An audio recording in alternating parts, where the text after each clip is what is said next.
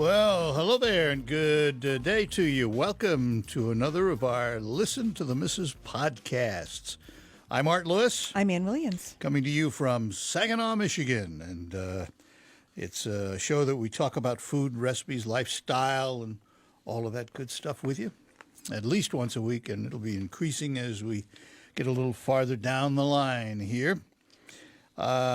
Number of things to talk about today, and you're going to bring us up to date on evaporated milk or condensed milk? Evaporated milk. We did our last two podcasts. I did focused on mayonnaise on the last one, and before that, yogurt. What you can do with yogurt. She's into that white creamy stuff. Folks. No, I'm just saying if you have, these are pantry staples. Yeah, they are. That a lot of people have around, and they're not sure sometimes what to do with them. Other things that you can make use of them with. So Ann's going to do that. She's got some recipes that use evaporated milk.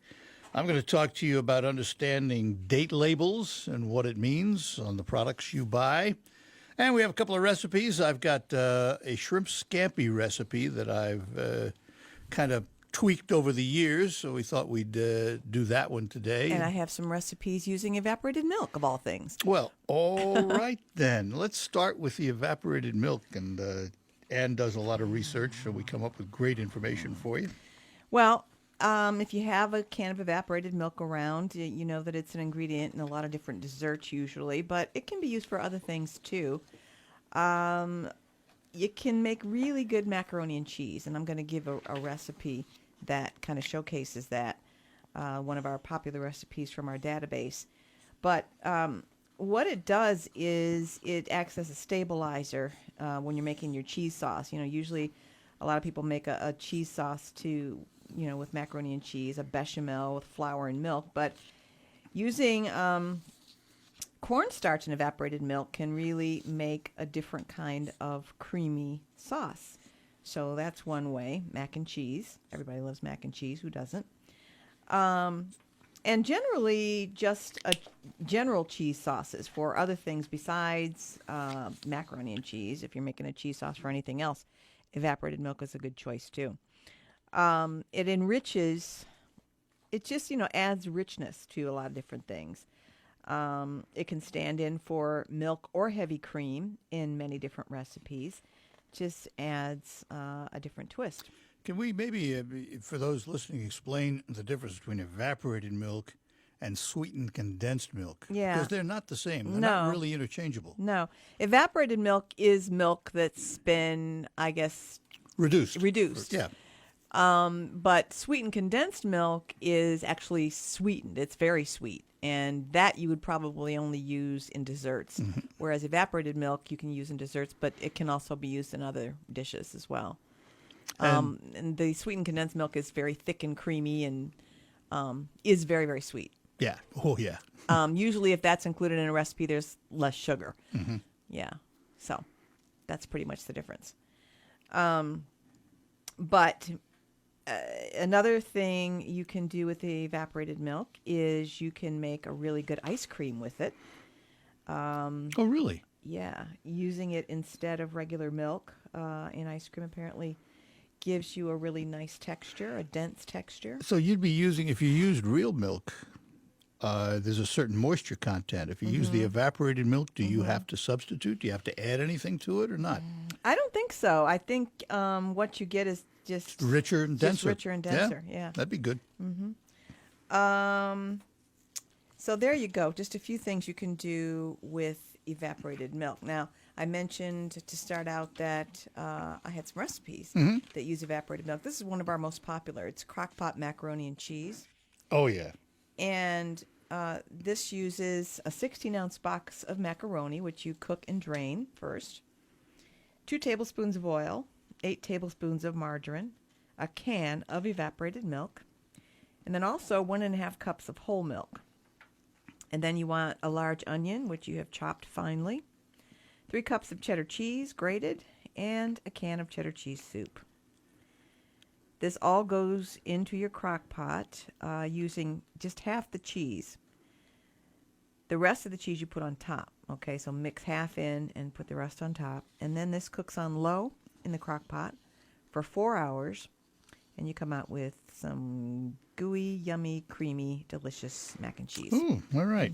I've got a recipe for something I've made for years, but I keep tweaking it. Tweeting it. I twink Tweaking? it. I put a Twinkie in it. No. I've kind of tweaked this recipe over the years, and it's called shrimp scampi. It's my shrimp scampi, and it's pretty good. And as I listen to you talk about evaporated milk, I wonder what would happen if I put a little in this to make it creamy. But I may have to experiment with that one of these days. But it calls for a pound of jumbo shrimp. Usually I use to 16 to 20 count, and I'll come back to that and tell you what I do with them. Half a box of fettuccine, a tablespoon of butter, a tablespoon of olive oil. Make that 3 tablespoons of butter, 3 tablespoons of olive oil, 2 cloves of garlic or more, smashed or minced, salt and pepper to taste. Crushed red pepper to taste is optional. 3 ounces of chicken broth, a 1/4 cup of white wine. Now, please don't use cooking sherry or anything like that. That is the bottom of the barrel. Yeah. I get those little tiny bottles of white wine. Oh, yeah. Sample bottles, and it's fine. I buy those for the same purpose, just Yeah, set just to aside cook. and use for Yeah, cooking. exactly. Yeah. Pasta to your taste. Linguine is what I use, or fettuccine works very, very well. The pasta, you cook the pasta and save the pasta water just in case you need it to thin the scampi, or if you like more sauce. And 2 to 3 green onions cut into small pieces. So what we're going to do, we're going to cook our pasta, fettuccine, linguine, according to the package directions, except undercook them by about a minute. You want to take them out a minute short of what they would recommend, and you'll see why later. Heat the butter and the olive oil in a large skillet. Now, what I do with the shrimp, after I peel and devein them, I take the tails off because I don't want to fight with tails while I'm eating. But I cut the shrimp in half lengthwise. These are big shrimp. And if you cut them in half lengthwise, you end up with good bite-sized pieces as opposed to trying to fight with that whole big shrimp. And after I saute the shrimp in the skillet till they're almost done, I add the garlic, salt, and pepper. Stir to coat everything, and then I deglaze the pan with the wine and the broth. Now what I do is I have a pasta pan. It's one of those pans that has a perforated liner you lift out. Those are really convenient. So I lift it out just far enough to drain off the water from the pasta. Then I take tongs and go in, and I lift the pasta out of the pan and put the pasta immediately into the skillet. And now I toss it all to coat the pasta with the sauce and mix in the shrimp. But don't get rid of your water just yet. No, because if you look at it and you say, well, I want a little more sauce, you could take a little bit of the pasta water, which is full of those starches, and add that to your skillet. Lastly, I add the green onions and the crushed pepper, stir everything, serve it with French bread and butter, or you can serve it with garlic toast. Either way, yum, yum. Sounds great. Good stuff. Do you get your shrimp with tails on or off? When I cook them, I take the tails off when I cook them. I buy them usually. I have to peel them and devein them. I don't buy them cleaned. Okay. It's not that hard to do. It's pretty easy to do, actually. If you have a big shrimp like that, easiest way to clean them, grab the front part of the shell underneath where the legs are, peel that around. If you do that halfway down the shrimp, then you can simply hold on to the meat, pinch the tail, and the whole thing will slide off, legs and all. So it's very easy to do. And then I take a knife, and again, I cut them in half lengthwise, and with that same knife, with the point, I'll take out the mud vein if there's a mud vein in the shrimp. So that's it. My shrimp scampi. All righty. You got another one? Did you I have got a another couple one? more recipes that use evaporated milk. Okay. This is a real easy one. It's for dessert. It sounded really good to me. It's a chocolate marshmallow frosting that you could use for anything, a Great cake combination. or cookies, whatever. So it's 16 large marshmallows, a half cup of evaporated milk, and 12 ounces of chocolate chips, And then you also want 4 ounces, or 4 to 8 ounces actually, of whipped topping. So 16 marshmallows, large ones, half cup evaporated milk, 12 ounces of chocolate chips, and 4 to 8 ounces of whipped topping. You melt the marshmallows, the chips, and the milk together. Let that cool off completely. Then you fold in your whipped topping, or you can use, instead of the whipped topping, you can use a package of Dream Whip that you've prepared as directed. And this is great on angel food cake, any kind of cake. I love a light whipped like frosting. I think this would be really good. That would go really well with angel food cake, too. I mean, 'cause, yeah. you know, Yeah, any kind of cake, especially really. when you get a low-fat type frosting, you're really better shape that way. Good stuff. I think it sounds good. I want to take a look here at expiration dates. And there's a reason. And this will shock you. We as Americans, consumers, throw out more than 200 billion, that's with a B, $200 billion worth of perfectly good food because there's an expiration date on it. So the reality is it's a guideline. It's not an absolute. So we thought we'd give you a little bit of guideline information so you know what you're looking at. So you're going to find, first of all, that labels have 3 dates. They're either going to say best if used by, use by, or sell by. So let's look at each of those. First, the best if used by. This was on a site called food.news, by the way.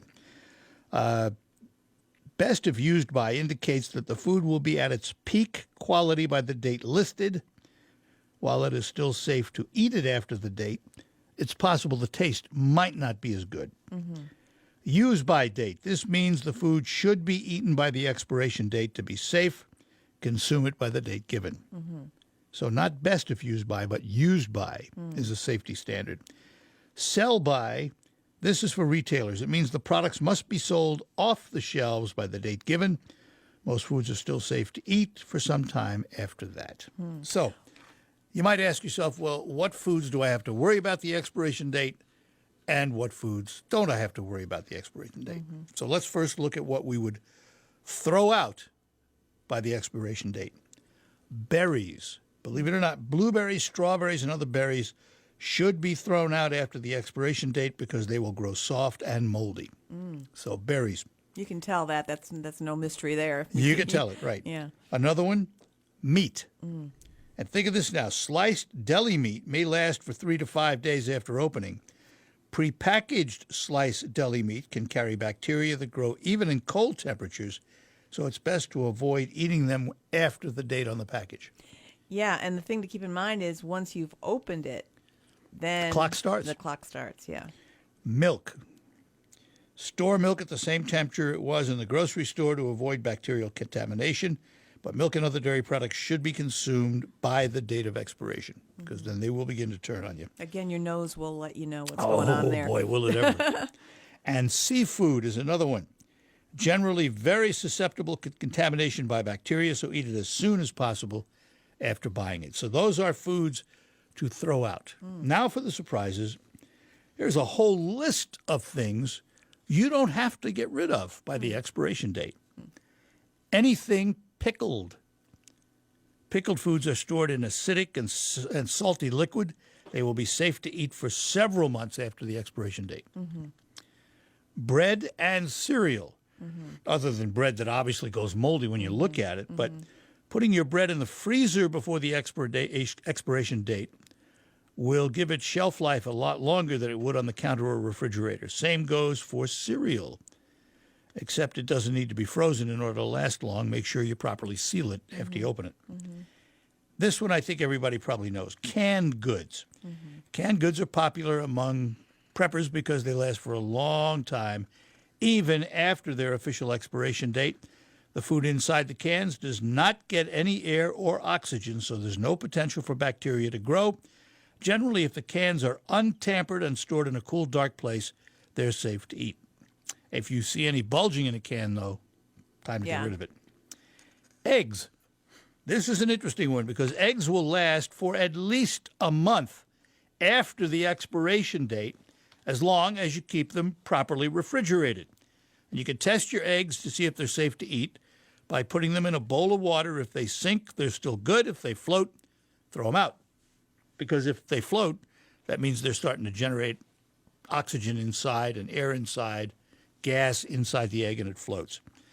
And the thing you don't know about eggs is you may see them on the store. You don't know how long ago they were actually harvested before they were packaged. Yeah. They last a long time.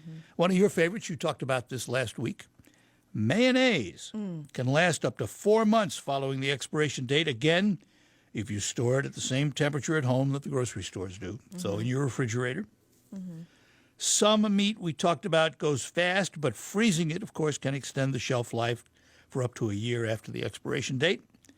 Pasta can last for several years past the expiration date. Make sure to seal it properly. Store it in a cool, dark place. So there's some helpful hints on expiration dates and how to use them and how not to worry about them and how to worry about them.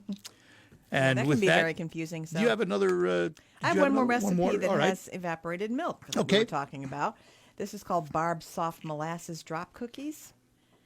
And it calls for 3 cups of flour, 2 teaspoons of baking soda, a teaspoon of salt, 2 teaspoons of ginger, 3/4 of a cup of evaporated milk, a 1/4 tablespoon of vinegar, a cup of shortening, a cup of sugar, 1 egg well beaten, and a 1/2 cup of molasses.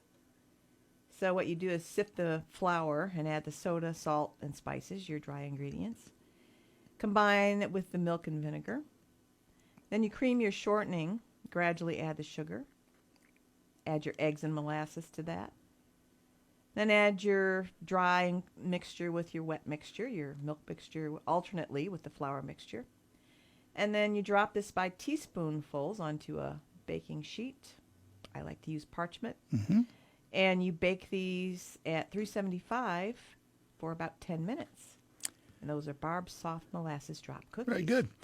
If you have any questions, maybe requests, or things you'd like to hear us talk about, you can always get a hold of us. Tell folks how to do that. Yeah, you can reach us. We have a Facebook page, Listen to the Missus. Just look for Listen to the Missus on our Facebook page.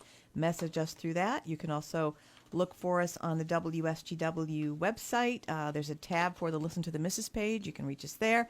And we each have an email address. Mine is ann@wsgw.com. And mine is Art Lewis, one word, ARTLEWIS, at WSGW.com.